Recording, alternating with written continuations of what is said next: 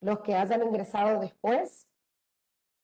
Bueno, el tema de hoy es en continuación con lo que ya ha desarrollado la doctora Claudia Cini Carbone, que es el manejo preventivo de caries, lo que corresponde a plan de preventivo básico, y en este caso vamos a hablar del refuerzo del huésped, que está constituido por las terapias con flúor. Tenemos que tener en cuenta que las distintas partes de la historia clínica van a estar constituidas por un plan de tratamiento, el plan preventivo básico respectivamente, así como también el plan de mantenimiento, de rehabilitación y de mantenimiento. Dentro de lo que es el plan preventivo básico, vamos a ubicar a lo que es las infecciones, el flúor y los selladores. Vamos a tener en cuenta entonces, como ya dijimos antes, que dentro de lo que es el plan preventivo básico, que van a ser las acciones que vamos a determinar acorde a la personalización de nuestro paciente, dentro del ítem de refuerzo del huésped encontramos a lo que es el flúor. Muy bien. Dependiendo del riesgo y la actividad que presente nuestro paciente en la clínica, vamos a ver que tenemos distintas medidas a llevar a cabo para desarrollar mejor su terapéutica. El refuerzo del huésped siempre está. Lo que va a variar, como van a ver más adelante, es la forma de administración de los mismos y el tiempo que va a transcurrir entre una recitación y otra en el caso que necesite el paciente. Vamos a ver que todas las acciones que tienen nuestro plan preventivo básico, control de placa, que ya lo han desarrollado con anterioridad, que son las técnicas de cepillado, los diferentes índices, gingival y el índice de placa, el control de la infección en el caso que el paciente tuviera o no piezas para inactivar. Recuerden que tiene que reunir una serie de condiciones para que eso así suceda. El control de la dieta, el asesoramiento que uno le hace a los padres en cuanto a los alimentos que sean cariogénicos o no, los momentos, la oportunidad, la frecuencia del azúcar. El refuerzo del huésped que está dado por la topicación con flúor y el control del medio ecológico en sellantes de fosas y fisuras. Acá lo colocamos principalmente en pacientes de alto riesgo y alta actividad, ¿sí? Vamos a ver que las directrices de lo que es un sellador de fosas y fisuras va a depender de indicaciones y contraindicaciones y también del diagnóstico clínico particular de cada paciente. ¿Estamos bien, chicos? ¿Seguimos? Profe. Sí, bueno, cualquier cosita, por favor, me avisan, ¿sí? Si quieren preguntar algo, me cortan, no hay ningún problema. Pasa que tengo solo la pantalla y me veo solo a mí, por eso no veo si tienen alguna pregunta o algo. Bueno, introduciéndolo a nuestro tema, el flúor ya lo habrán visto a lo largo de la carrera, ya saben que es el primer elemento de la familia de los halógenos, es un elemento reactivo. Generalmente en la naturaleza se lo puede encontrar en estado gaseoso, es raro encontrarlo de esa forma, y se encuentra en diferentes minerales, en el agua, en la atmósfera, en la vegetación y en distintos alimentos y comidas. Tiene una gran afinidad por el calcio, por lo que se lo asocia a los tejidos calcificados. ¿Cuál es el fundamento de nuestro uso del flúor? Es reforzar la estructura del esmalte dentario.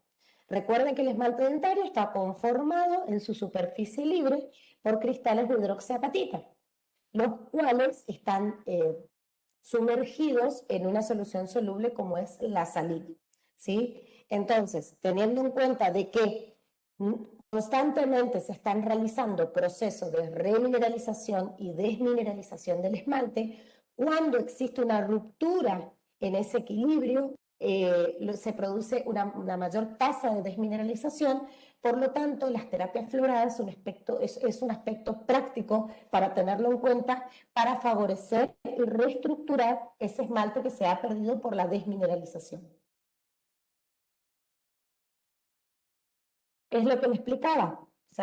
Recuerden que en condiciones normales la estructura dentaria está conformada por iones de calcio y iones de fosfato.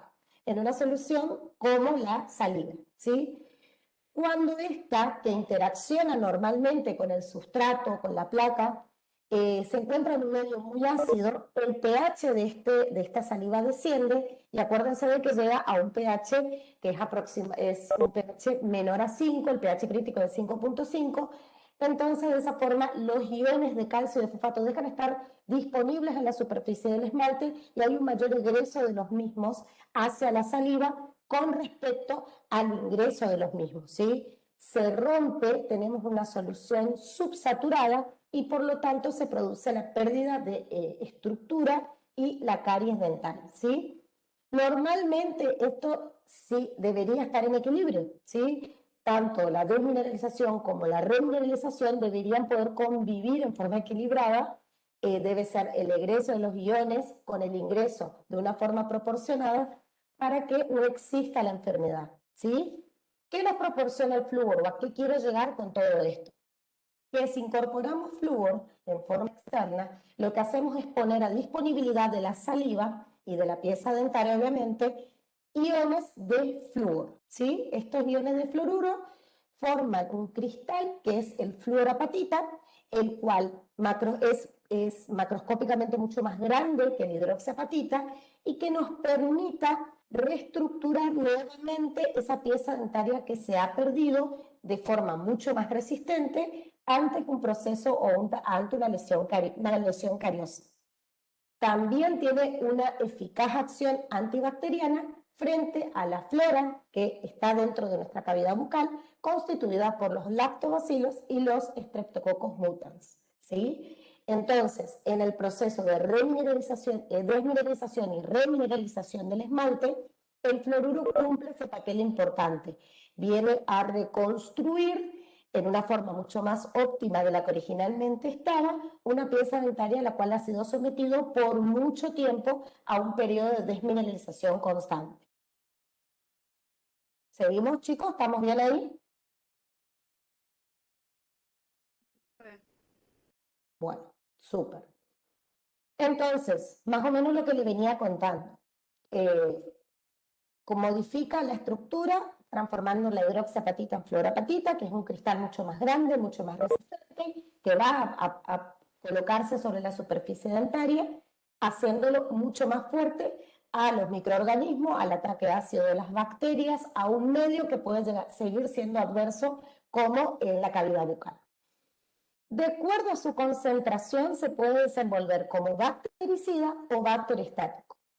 Cuando tiene una concentración superior a las 2000 partes por millón y a muy bajo pH, puede actuar como un bactericida, ¿sí?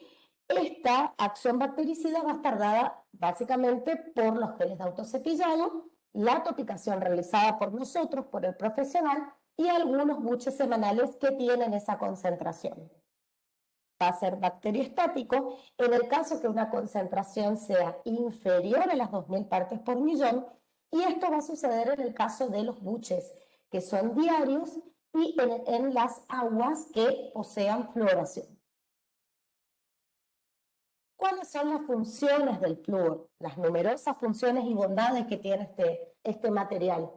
En dientes sanos, refuerzo estructural nuevamente, proporciona una mayor resistencia al ataque ácido de los microorganismos.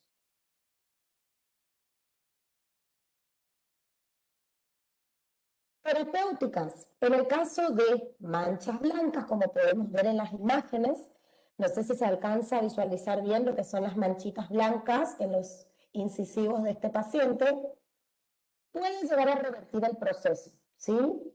En dientes con gingivitis actúa como bactericida y bacteriostático, inhibe el metabolismo de las bacterias, generalmente están asociados a lo que son inhibir el metabolismo de glicólisis de las bacterias y previene y alivia la sensibilidad. ¿Cuál es el fundamento de su uso? ¿Por qué lo usamos? ¿Por qué es tan importante para nosotros? Porque al incorporar fluoruros, ya sea en forma tópica por parte de la aplicación profesional o el paciente en forma ambulatoria en la casa mediante el cepillado, mediante la utilización de pastas con flúor, lo que vamos a tener es un nivel diario mínimo de iones de fluoruro en la saliva o también interactuando con la placa, por lo que va a constituir como una especie de reservorio para nuestro paciente que lo va a tener disponible en nuestros procesos de desmineralización. Disminuye la solubilidad del esmalte y el cemento dentinario y además favorece la remineralización de zonas que hayan estado afectadas por una desmineralización incipiente. ¿Estamos? Entonces va a actuar como reservorio, refuerza la estructura del diente, disminuye la solubilidad del mismo y favorece los procesos de remineralización. Muy bien. ¿Cuáles son las vías de administración de fluoruros? Hay dos vías importantes o centrales. La vía sistémica está dada en las aguas de consumo, en las aguas que sean de la red potable o pueden ser en aguas embotelladas. Existen suplementos fluorados, alimentos como los pescados, algunos lácteos como leche y algunas sales tienen contenido de flúor en su composición. La otra vía de administración es una vía tópica. Esta vía tópica va a estar dada por los geles, barnices, pastas dentales y también existen algunos hilos dentales con liberación de fluoruro. ¿Sí? Obviamente que también existen materiales de restauración como el enómero vitrio que también tienen la cualidad de realizar una liberación de fluoruro después de su aplicación. Bueno, dentro de las formas sistémicas hablábamos de lo que son la fluoración de las aguas, ¿sí? La fluoración de las aguas es una medida que se dio a fines del siglo XX, dada por la Organización Mundial de la Salud. Es considerada una de las 10 medidas más importantes de la salud pública. Vamos a ver de que los datos que nos brinda la literatura con respecto a esto es que en la última mitad del siglo pasado se indica una reducción del 55 a 60% de incidencia de caries sin aparecimiento significativo de fluorosis dental. Ya lo vamos a ver más adelante a la fluorosis. Cuando las fuentes de abastecimiento público de agua son fluoradas en un punto óptimo. ¿Sí? Es una medida colectiva que puede alcanzar a toda la población, es económica y es una forma de administrar fluoruros en forma sistémica. ¿Sí? Recuerden siempre esta forma de incorporación, es una incorporación sistémica. ¿Cuál es la concentración de estas aguas fluoradas? Vamos a encontrar que en cada litro de agua va a existir de 0,8 a 1,2 partes por millón en un litro de agua. Ese va a ser el contenido óptimo que tienen nuestras aguas de floración, ¿sí? ¿Qué es importante de saber esto de la floración de las aguas? Es cuando realizamos una historia clínica y preguntamos domicilio actual o domicilio anterior, es esto. Existen numerosas zonas en nuestro país donde la floración de las aguas es efectiva. En nuestro país, en la zona sur, en la Patagonia, las aguas son altamente floradas. En el centro del país también. Acá el último reporte fue en el año 2014, si mal no me equivoco, en el cual no se mostró floración de las aguas. Entonces, por eso es importante cuando uno realiza la historia clínica determinar cuál es el domicilio anterior para tener en cuenta el grado de exposición que tuvo nuestro paciente ante la floración de las aguas. ¿Sí? ¿Seguimos, chicos? ¿Alguna pregunta con respecto a esto?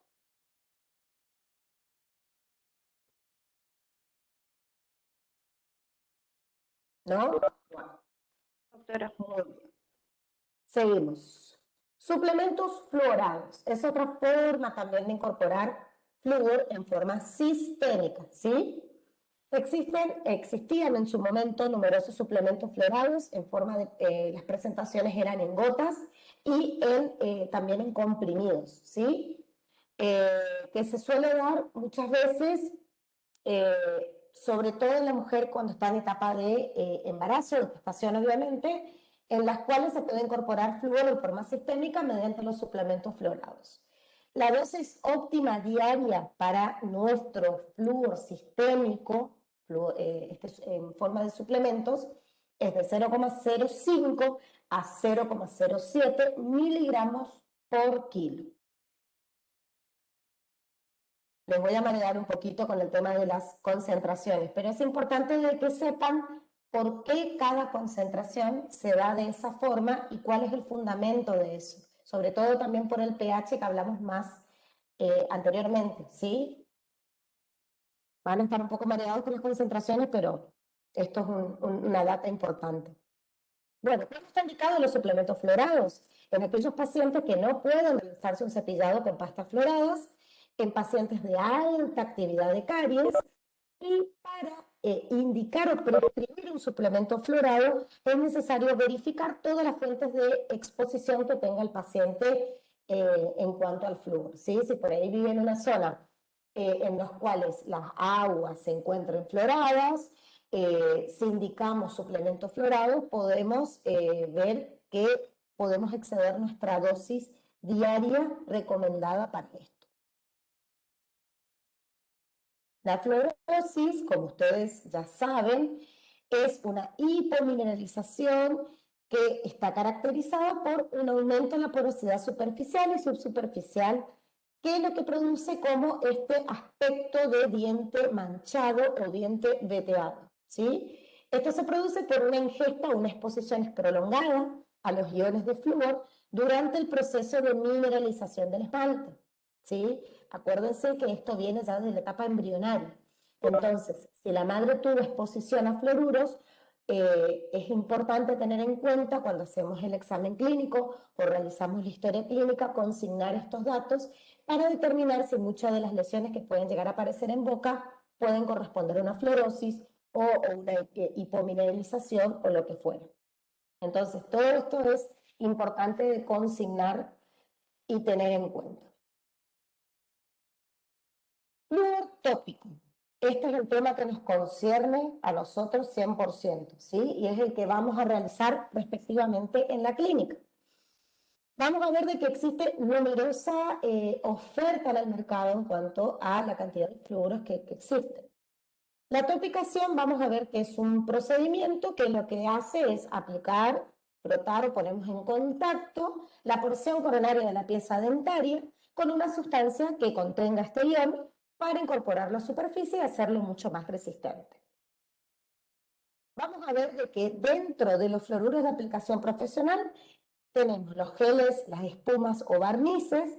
Nosotros los que más utilizamos son los geles y los barnices, geles cuya concentración es de fosfato de sodio acidulado 1,23, pH 3,5. Recuerden que a un pH bajo actuaba como bactericida nuestro flúor. Recuerden eso. Y los barnices de fluoruro de sodio existen diferentes concentraciones, pero la que más utilizamos en la clínica son aquellos cuya concentración es de 2 al 2,26%. Los de autoaplicación, que son los que le vamos a indicar al paciente acorde al riesgo y a la actividad, están dados por los dentríficos, los cuales son pastas que están constituidas por 1000 a 1500 partes por millón de flúor. Los enjuagatorios o colutorios, los cuales van a ser de administración semanal o diaria, cuya concentración oscila entre 0,05 a 0,20%, y fluoruros de aplicación en casa en pacientes con alto riesgo de caries y alta actividad de caries, que es el fluoruro de sodio al 0,5%. Los de aplicación profesional son los que realizamos en el consultorio. Se utilizan concentraciones de flúor relativamente altas con una frecuencia de aplicación relativamente baja, ¿sí? Esto es obviamente sujeto a el diagnóstico clínico que tengamos del paciente y su personalización. Vamos a ver que dentro de los más utilizados de los barnices florados, el que coloqué acá arriba es el que suelen llevar en la clínica, ¿sí? Es un fluoruro de sodio al 2,26%, pH 7, y sería en total 2.600 partes por millón de flúor, ¿sí? Existen numerosas marcas en el mercado, numerosas concentraciones. El Durapac, si no me equivoco, es 5.000 partes por millón de flúor. El 3M es un poquito menos, pero el que más utilizan en la clínica es este, el que está remarcado, ¿sí? Este para que lo tengan en cuenta. Este barniz está indicado en pacientes menores a 5 años, en pacientes con manchas blancas múltiples, en adolescentes también que tengan muchas manchas blancas, en aquellos pacientes que cuenten con algún grado de discapacidad, lo cual obviamente su motricidad va a estar afectada para realizar algún tipo de cepillado por sí solo o por parte de los tutores. No pueden realizarse una buena higiene oral, por eso el barniz de flúor es una medida eficaz para la prevención de las caries en aquellos pacientes con serostomía y en pacientes con riesgo médico. Existen muchos pacientes pediátricos que si están sometidos o están bajo tratamiento oncológico, por ejemplo, no pueden realizarse cepillados ya que produce una gingivorragia bastante importante, por más que el cepillado lo hagan en forma suave, entonces tienen interrumpidos esas indicaciones de cepillado, por lo que el barniz de flúor es un buen coayudante en estos casos, ¿sí? Vamos a ver que la cantidad de barniz que nosotros aplicamos al paciente, esto es un dato que nos dice la literatura o la evidencia con respecto a esto, ¿sí? La cantidad de barniz que uno le aplica al paciente es de 0,5 mililitros aproximadamente. Libera como mucho de 3 a 11 miligramos de ion flúor, que se encuentra muy por debajo de la dosis tóxica probable, que es de 5 miligramos por kilo de peso corporal, ¿sí? Esto es un dato para que tengan en cuenta. Muchas veces los padres tienen cierto recelo o no están bien informados con respecto a los beneficios que nos presenta el flúor y entonces los barnices que nosotros aplicamos son significativamente menores, no tienen capacidad de producir una dosis tóxica considerable en los pacientes pediátricos, ¿sí? Este dato está dado por una revisión en la literatura a través de la base de datos Cochrane. Está contraindicado en aquellos pacientes que presenten hipersensibilidad a alguno de los componentes del barniz, pacientes con reacción alérgica, con gingivitis ulcerativa o estomatitis, que estén presentando alguna lesión en boca que esté dificultando la colocación del mismo, y en aquellos pacientes asmáticos. Los barnices florados tienen la ventaja de que poseen una mayor exposición de la sustancia con respecto a la superficie del esmalte. Se calcula que aproximadamente 12 horas se encuentra en contacto el producto con la superficie dentaria. Tiene una liberación lenta y permanente de flúor. Hay un aumento de la incorporación, lo que les explicaba hoy, nos permite tener como un reservorio de iones de fluoruro que nos permita revertir el proceso de desmineralización. Se puede colocar en dientes humedecidos con saliva bajo aislamiento relativo. Esto es muy importante, ya que muchas veces las limitaciones que nos brinda el paciente pediátrico es no hacer un buen aislamiento. Muchos de ellos tienen una coloración más subida de tono, por ejemplo naranja, que nos permita tener a nosotros un control visual en su aplicación. Hay un menor riesgo de ingesta de flúor, no produce vómito ni reflejo de deglución. El paciente, cuando le colocamos el flúor, tiene una rápida y fácil absorción, es muy pequeña cantidad e impide que tenga ese reflejo nauseoso que muchas veces se da con los geles o con las espumas de aplicación, ¿sí? ¿Cuáles son los pasos que vamos a realizar para la colocación del barniz de flúor? Va a ser en primer lugar, aparte de todo lo que explicamos anteriormente de historia clínica, hacemos la profilaxis profesional con un instrumento rotatorio de baja velocidad. Se realiza el cepillado de las superficies dentarias o también se puede realizar lo que es el refuerzo de la técnica del cepillado. Acuérdense de que existen numerosas técnicas acorde a la edad y el grado de motricidad de nuestro paciente. Luego realizamos un aislamiento relativo, ya saben cómo realizarlo, con rollos o torundas de algodón y un eyector, por eso es importante cuando trabajan en la clínica que estén siempre con su ayudante, con su compañero, que les pueda facilitar este paso. Se coloca el barniz de flúor en los tercios gingivales, vieron ahí que están marcados por una flecha, en los tercios gingivales de las piezas dentarias, o evitando el contacto con las mucosas. Muchos de estos barnices suelen venir con un cepillo que nos permita suave y chico, que nos permite o nos facilita su colocación. O si no, muchos de ellos también vienen con picos dosificadores que nos permitan proporcionar una correcta cantidad de ellos sobre la superficie. Pintamos bien, colocamos en la superficie del tercio gingival de los dientes y a los papás les decimos las distintas indicaciones. En lo posible, evitar de que ingiera alimentos sólidos después de una hora. Debe esperar aproximadamente 30 minutos para poder consumir agua, por eso es importante ya que se hidrate bien antes de colocar el barniz de flúor. No debe enjuagarse una vez colocado el barniz y no debe cepillarse hasta 24 horas después de la aplicación, ¿sí? Entonces, por una hora no puede comer, por media hora no puede tomar agua, por un día completo no puede cepillarse y no debe enjuagarse, que es otra indicación principal, sino esto del contacto en forma prolongada con la superficie es una cualidad que la vamos a perder. Bueno, terminamos con los fluoruros de aplicación profesional, tópicos en presentación de barnices. Ahora vamos a los geles. Este que es el que más difusión tiene, el que conocen casi todos, que es el gel flúor fosfato acidulado 1,23%, cuyo pH es de 3,5, ¿sí?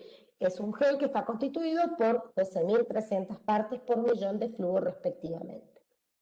Vienen en distintas presentaciones, distintos sabores. Ustedes van a seleccionar el que más les parezca o el que más les guste en cuanto a las necesidades de su paciente. ¿Cuándo está indicado? Volvemos nuevamente al tema de personalización. Ya sabemos que lo que es el plan preventivo básico, la personalización del paciente, es transversal a todo un tratamiento que llevemos a cabo a nuestro paciente pediátrico, ¿sí? Porque por más de que realicemos flúor al principio, pasaron 3 meses, nuestro paciente es de alto riesgo, volvemos a topicar con flúor, ¿sí? Eso tengan en cuenta cuando van personalizando a su paciente y van haciendo el plan preventivo básico, ¿sí? Acuérdense que es transversal, atraviesa todo el plan. Por más que estén en fase rehabilitadora, es importante aplicar todas estas medidas en cuanto ustedes lo tengan al paciente trabajando. Pacientes de alto riesgo de caries, la aplicación va a ser cada 3 meses, pacientes de mediano riesgo, cada 6 meses, y de bajo riesgo la aplicación del mismo va a ser anual. ¿Cuáles son las ventajas en la utilización de los geles de fluoruro? Presenta una disminución de caries del 20 a 40%, es un material de bajo costo con una técnica fácil de realizar y produce la precipitación de iones de calcio actuando como reservorio del mismo. La contraindicación más importante que más se pregunta y que muchas veces no nos saben responder es que no está indicado en pacientes menores a 6 años. Acuérdense, este dato es fundamental. ¿Cuáles son los pasos a realizar en la clínica? Realizamos lo que es la detección y el control de placa bacteriana mediante los índices gingivales y de placa respectivamente. Realizamos la desoperculización del esmalte, que es simplemente pulir la superficie dentaria, como habíamos hecho con el barniz, ya sea utilizando tacitas de goma o pastas abrasivas, para crear un ambiente poroso, microporos en la superficie que nos permitan la incorporación del flúor barniz, gel. Adaptación de las cubetas, existen numerosas cubetas en el mercado, vamos a ver que son cubetas que están confeccionadas de poliestireno, son bastante flexibles, van a probarla en la boca del paciente, van a adaptarla, ¿sí? Entonces son flexibles, se van a ir adaptando perfectamente. Y una vez que ya tenemos adaptadas, realizamos lo que es el aislamiento relativo del campo operatorio. Colocamos al paciente en una posición de 90 grados en el sillón. Eso es fundamental para evitar una ingesta accidental del gel de flúor, ¿sí? Cargamos las cubetas, solamente el 40% de la capacidad o 3/4 de la cubeta, porque acuérdense que al colocarla en boca, eso ejerce una cierta presión y por lo tanto, si colocamos mucho material, el paciente puede tragarlo accidentalmente o puede llegar a haber alguna ingestión en forma inesperada. Disculpen.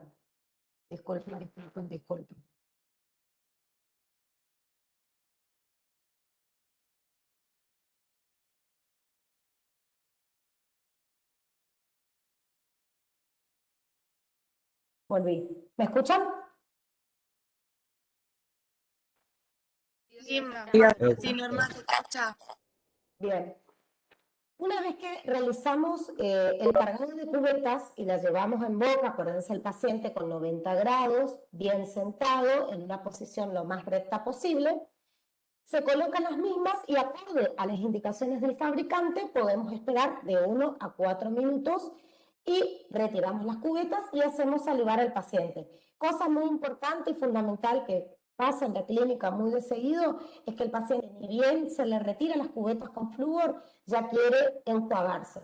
Entonces tenga la precaución de no dejarle el agua ahí a mano, porque si no se van a enjuagar y van a tener que repetir todo el proceso.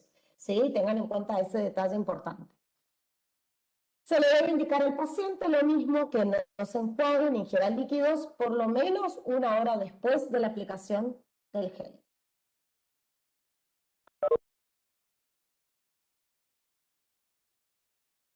Esperen un segundito, chicos.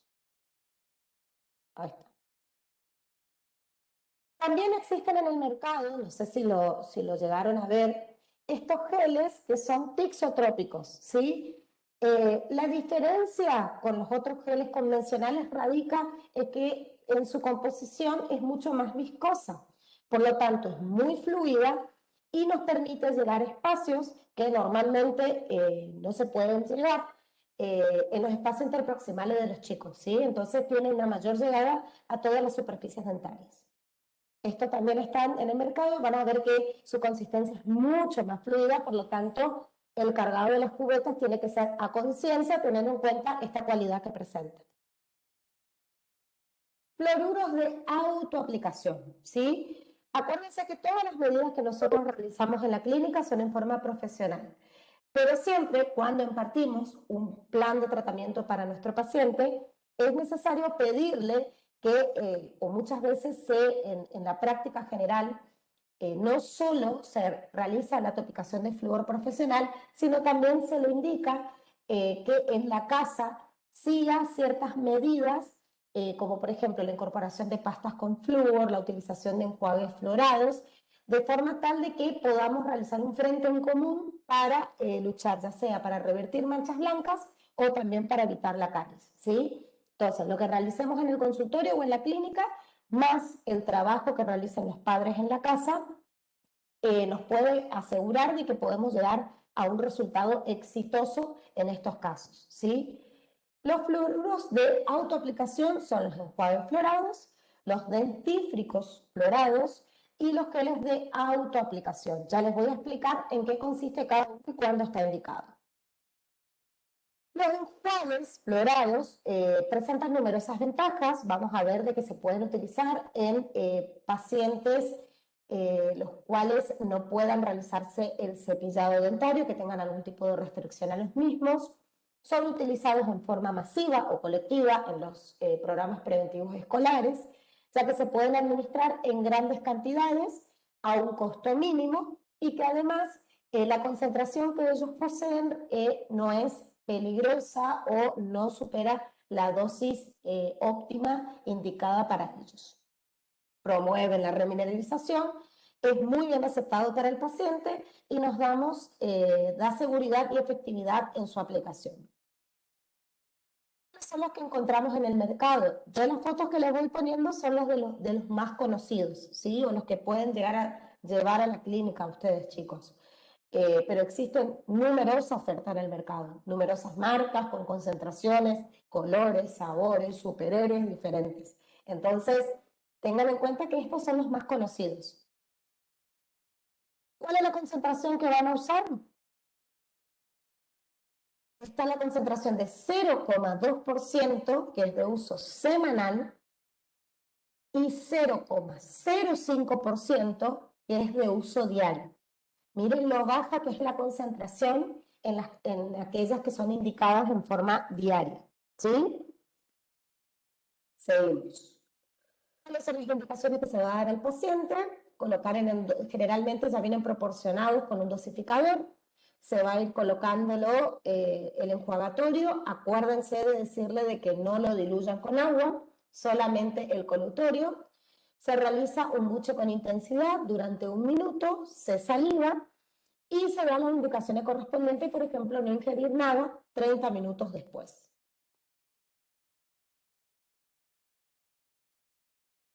Dentales.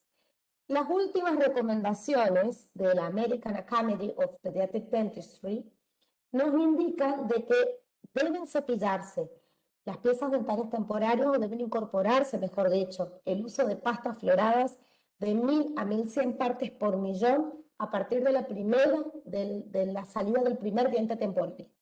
¿Sí? Eso es lo que nos dice la última actualización en cuanto a la incorporación de fluoruros.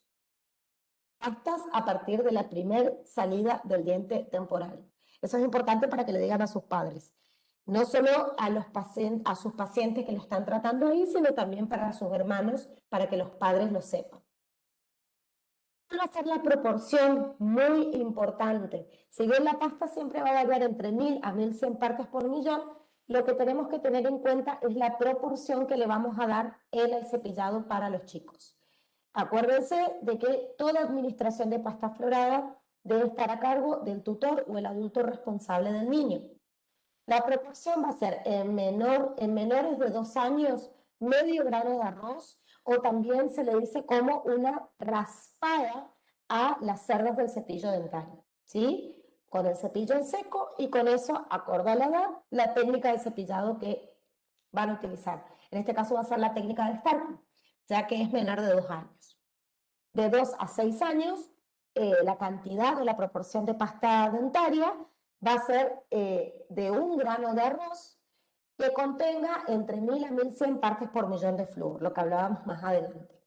Y en aquellos mayores de 6 años, se utiliza del tamaño de una arveja, en algunas imágenes o en alguna bibliografía lo van a encontrar en forma de guisantes o chícharo, pero es una forma de arveja de pasta dental que contenga de 1100 a 1500 partes por millón en pacientes mayores de 6 años, ¿sí? Esto es mucho más fácil también para mostrarle, una forma más didáctica de también mostrarle a los padres de qué maneras deben proporcionar la pasta a los niños. Esto es un gráfico que nos indica aproximadamente paciente de 1 año, como ya les dije, medio grano de arroz, o puede ser como una especie de barrida, como dice la literatura, de las cerdas del cepillo. A los 2 años un tamaño de un grano de arroz, y a los 3 años o más un tamaño de un guisante, una lentejita, para luego evolucionar un tamaño de arveja. ¿Por qué es importante la proporción? Por la ingestión que van a tener los chicos en forma accidental. Acuérdense de que hay niños que, acorde a su edad, van a poder o no salivar. Entonces, cuando se produce una ingesta accidental de grandes cantidades de flúor, hay que tener en cuenta esta proporción. Por eso es importante repetirle a los padres esto. De 1 a 3 años ingieren de 30 a 75% de la pasta dental, y de 4 a 7 años aproximadamente un 20 a 40%. He aquí lo importante de que es la proporción y poder explicárselo a los padres para realizarlo en casa. ¿Cuáles son las pastas floradas que encontramos en el mercado? Numerosas marcas, numerosas composiciones, ¿sí?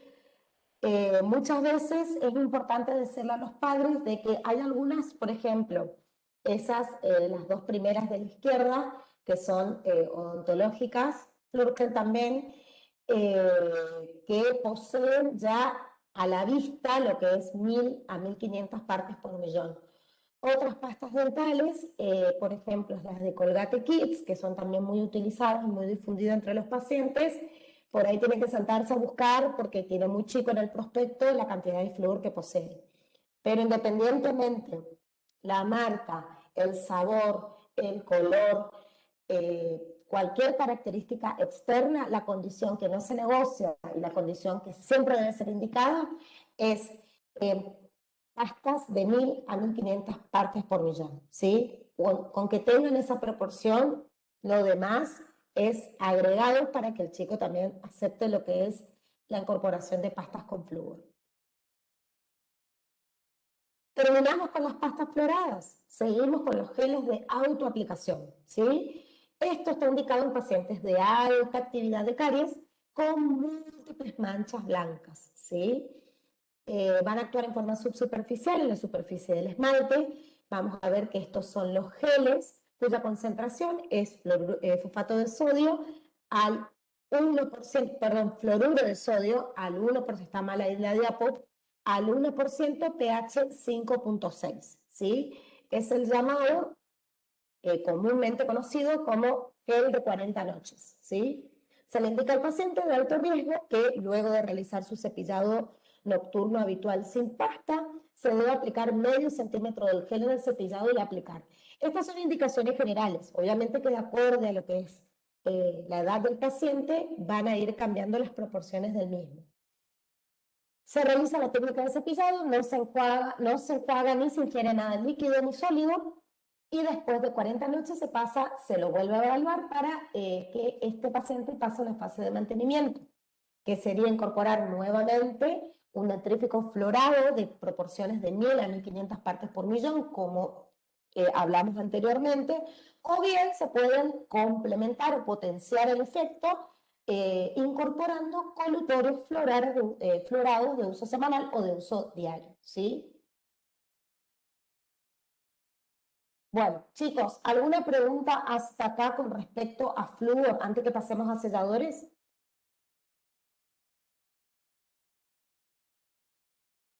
Doctora, yo le quiero preguntar, en caso de que un paciente tenga fluorosis grave, ¿qué se hace? ¿Cómo se le trata? En caso de fluorosis grave, y tenemos que, en primer lugar, realizar lo que es una buena limpieza, asesorar a los padres en cuanto a técnicas de cepillado correcta, ver cuáles son las fuentes de exposición de flúor que esté teniendo hoy en día para disminuirlas, porque ya la enfermedad está instalada, porque se produjo durante la mineralización del esmalte. Entonces, reducir la cantidad de exposición que éste tenga frente al mismo. Y en el caso de los tratamientos, lo que pasa que es dependiendo de qué forma viene la clínica, cómo es la porosidad de ese esmalte, cómo se presenta. Muchas veces hay fluorosis las cuales son muy graves, muy porosas, entonces muchas veces es difícil de restaurar una pieza dentaria la cual tiene un sustrato que no es tan rígido ni tan estable, ¿sí?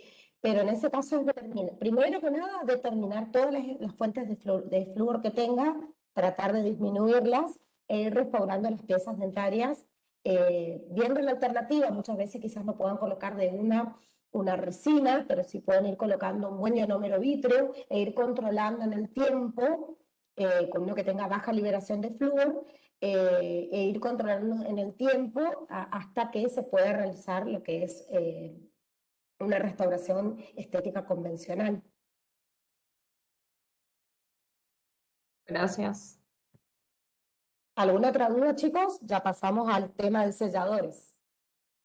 Profe, y si hay un paciente que tiene actividad de caries, pero menor de 12 años, ¿la pasta estaría bien? ¿La pasta dental?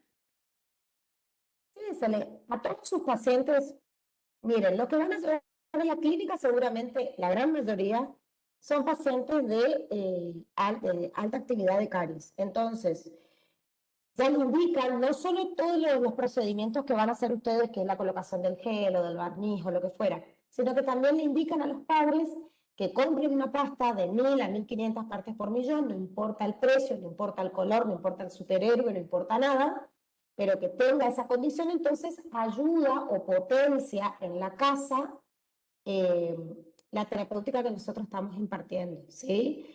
Incluso en algunos casos, además de las pastas, le pueden agregar un enjuague floral. Si un paciente de alta actividad, pueden comenzar con un enjuague en forma semanal y después pasar a un enjuague en forma diaria, que tiene contenidos mucho más chicos, mucho menores de flúor. Pero sí, en pacientes de 12 años sí o sí está indicada las pastas con contenido de flúor. Gracias, doctora. Seguimos, chicos, pasamos selladores. Así los libero para que vayan a la clínica. Muy bien, selladores de fosas y fisuras. Acuérdense, este cuadrito es importante, por eso los van a ver en muchas de nuestras diapositivas, porque esta es una forma de organizarse con respecto a sus pacientes, ¿sí? Dentro de las acciones, las distintas acciones de nuestro plan preventivo básico, y acorde a nuestro paciente, vamos a tener que en el control del medio ecológico van a estar los sellantes de fosas y fisuras de todos los surcos profundos, ¿sí? Acá está remarcado en pacientes de alto riesgo y alta actividad, que se los usa como una medida preventiva de caries en este tipo de pacientes, ¿sí?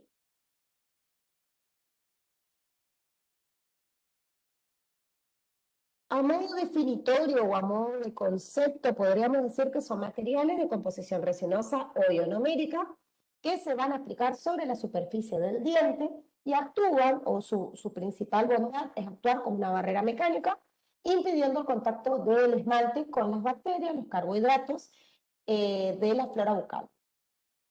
Constituye una medida preventiva frente a la caries. Vamos a ver de qué están indicados en caso de fosas y fisuras de molares que se encuentren íntegros, recién erupcionados, en pacientes con algunas manchas blancas y en surcos profundos.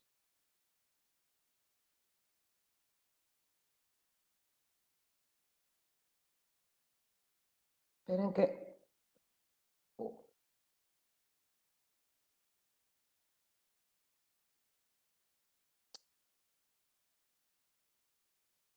Perdón, chicos, pero recién se me acaba de colgar. Ahí está. Bien.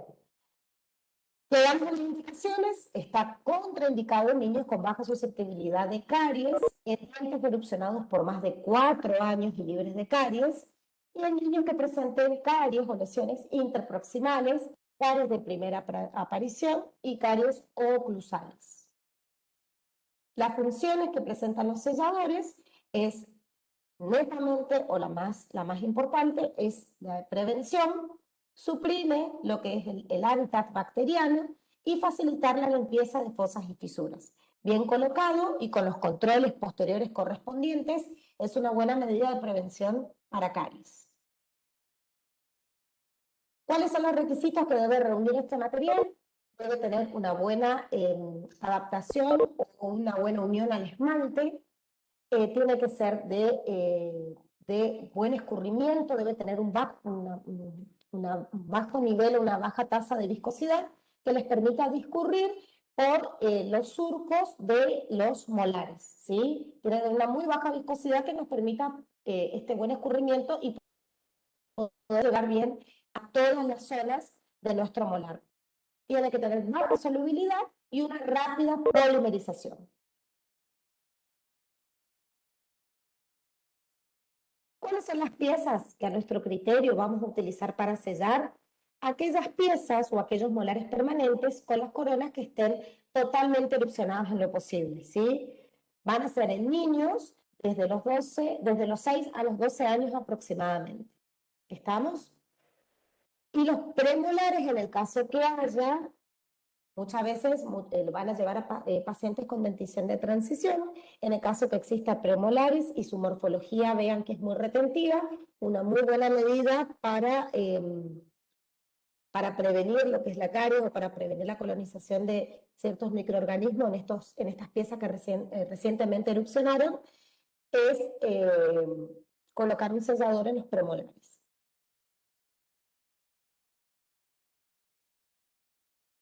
Recuerden las características clínicas y radiográficas del surco profundo, del surco con caries y el surco remineralizado, ¿sí? Acuérdense que nosotros vamos a aplicar los selladores en todos aquellos surcos profundos, ¿sí? Por lo tanto, las cualidades o las características que tiene que reunir este surco es de ser una profundidad mayor a 0,5 milímetros, no tiene que tener socavado ni desplazamiento horizontal, debe tener un fondo duro, no existe cambio de coloración en esas piezas y radiográficamente vamos a ver de que no presenta ningún tipo de imagen, por lo tanto es negativo. Este cuadrito es para diferenciar las distintas presentaciones que se pueden llegar a dar en los molares de su paciente. Tengan en cuenta este detalle antes de realizar o antes de indicar lo que es un sellador. ¿Cómo se clasifican estos selladores? Acorde a la composición pueden ser con o sin flúor, acorde a su polimerización pueden ser de auto o de foto, pueden presentar carga o no pueden presentar carga, y acorde al color pueden ser blancos, opacos o matizados.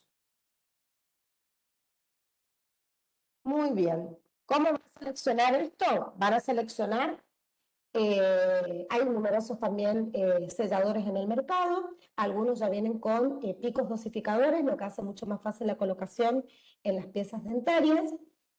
Algunos ya vienen con su kit, con grabado ácido correspondiente, entonces facilitan también su colocación. Preparación de mesa de trabajo. Esta imagen es muy importante, la van a ver repetida en muchas también de nuestras diapositivas, porque como yo siempre le digo a mis alumnos, y se los digo, se los repito siempre a todos, cuando trabajamos en odontopediatría es importante mantener un orden y mantener lo que se va a ocupar arriba de la mesa de trabajo, ¿sí? Parece un dato obvio, parece un dato, una tontera, pero muchas veces no se ve eso en la clínica, por eso es importante remarcarlo, ¿sí? Si está todo bien organizado y bien ubicado, ustedes pueden trabajar de forma rápida, sobre todo en niños que muchas veces los tiempos son acotados. Entonces, la preparación de mesa de trabajo es importante. Si vamos a usar un sellador de carga resinosa, lo ideal es hacer el aislamiento absoluto. Por lo tanto, debemos tener todos los elementos acorde a eso. Más que nada porque lo que necesitamos es mantener una superficie seca para favorecer el proceso de adhesión del sellador. Se realiza primero el aislamiento absoluto, la profilaxis con un cepillo en forma de copa, piedra pómez y agua. Se prepara la superficie dentaria, un grabado ácido de máximo 15 segundos. Recuerden que la estructura de las piezas dentarias temporarias contiene un mayor contenido orgánico, por lo tanto, tiene que tener un menor tiempo de grabado ácido. La aplicación del sellante, que va a ser desde el centro de la fisura hacia las vertientes, se realiza la fotopolimerización, se chequea la retención, muchas veces se usa generalmente un instrumento de punta roma que nos permita ver si quedó alguna saliencia o algún grumo o burbuja que se pueda haber quedado en la superficie durante el proceso de colocación. Y se chequea la oclusión en sellantes con carga, o sea, en sellantes resinosos. Se realiza entonces lo que es el aislamiento absoluto, se selecciona el clamp, se coloca el clamp alrededor de la pieza dentaria, se lleva a cabo lo que es la profilaxis, grabado ácido, colocación del sellante y polimerización del mismo. Para que nuestro sellador quede bien, Es necesario que no exista ningún tipo de interferencia oclusal, por lo tanto hay que hacer un chequeo de la oclusión. Debe haber un sellado total. Acuérdense de que si queda alguna interferencia o si queda algún borde saliente o algún lugar, algún espacio que no haya sido completamente llenado por el sellador, eso puede constituir una fisura y por lo tanto nuestro paciente de alto riesgo de caries lamentablemente puede evolucionar de una pieza sellada a una caries, porque va a encontrar una oportunidad donde colonizar esos microorganismos. Entonces, mucho cuidado cuando colocamos los selladores de que estén bien hechos, de que tengan una buena retención y de ir controlando en todas las sesiones que ellos vengan, ¿sí? Donde vemos que necesita una reaplicación, hacerlo en forma oportuna para evitar de que aparezcan lesiones en un futuro inmediato. Muy bien. ¿Cuáles son los controles posteriores? Se debe, como ya les dije, evaluar la superficie dental. Hay que ver si hubo exposición de burbujas y o presencia de caries. Y la aplicación de, la necesidad de reaplicación del sellador es generalmente mayor durante los 6 meses después de la colocación. Pero, obviamente, esto no es estricto, gracias a Dios la biología no es exacta. Por lo tanto, si antes de los 6 meses vemos que hay necesidad de reaplicación, se realiza para de esa forma ser efectivos frente a la prevención de caries. Otro tipo de selladores, acuérdense que hoy hablamos en cuanto a la clasificación de los mismos, teníamos selladores resinosos y selladores ionoméricos. Estos selladores a base de ionomero vítreo fueron incorporados en el año 1970, poseen una muy buena biocompatibilidad y liberan fluoruros. En contrapartida, se puede decir de que su retención es escasa, no soportan, no toleran bien las fuerzas masticatorias, por lo tanto la duración de los dos en la literatura hablan de 6 a 12 meses aproximadamente, y esto es un dato importante porque está indicado en piezas dentarias permanentes, jóvenes, parcialmente erupcionadas, en donde no podamos realizar un aislamiento absoluto bien hecho para realizar un sellador en forma convencional o con resina.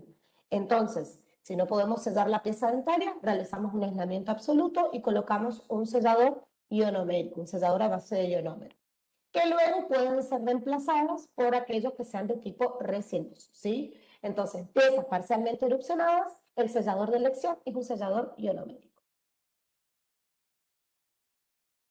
Muy bien, chicos, les dejo un pequeño espacio para preguntas. Lo que quieran realizarme, no hay ningún tipo de problema, los libero.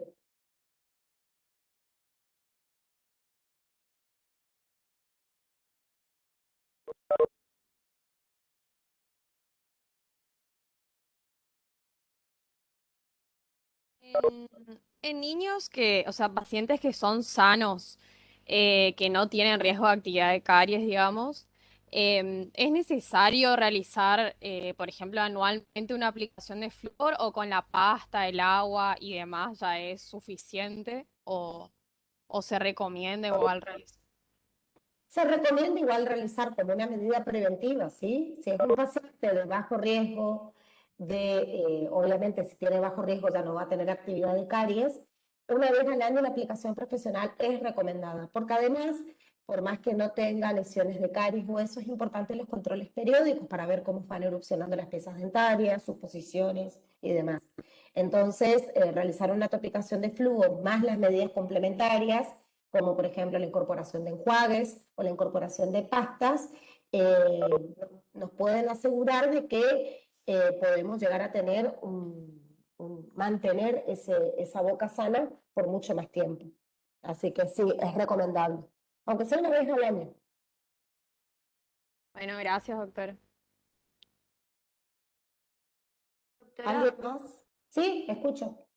en el caso de que le hagamos una topicación de flúor a nuestro paciente en el inicio de la atención, póngale, después de finalizar todos los tratamientos, ¿se le vuelve a hacer o solamente con la primera aplicación es suficiente?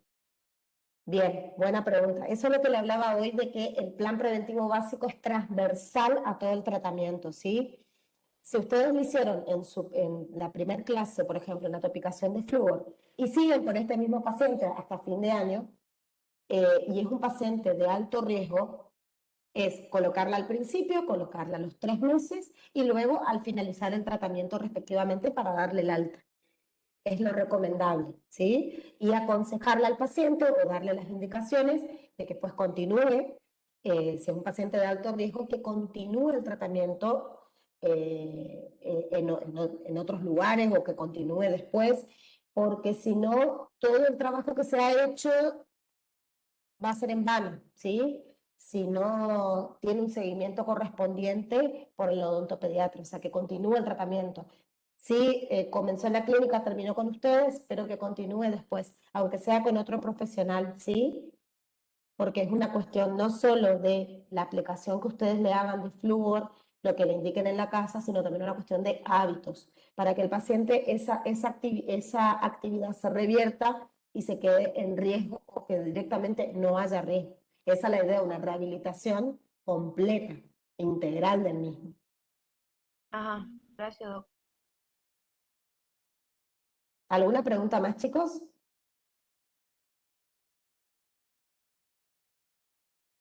Bueno, les dejo acá la bibliografía. Esperen que es re oportuno mi internet que se cuelga en los momentos importantes. Ahí está. Esa es la bibliografía que pueden consultar. Hay bibliografía que es ya de años, que no podemos obviar, que fueron como nuestros manuales, y los últimos consensos de odontopediatría que están disponibles, ¿sí? De las distintas asociaciones que continuamente están investigando sobre el tema. Así que bueno, cualquier duda, chicos, me olvidé de pasarle mi correo, pero después les envío mi correo para que se saquen las dudas que necesitan. ¿Estamos, chicos? Doctora, gracias. Bueno, nos vemos en la clase de esta tarde. Suerte, chicos.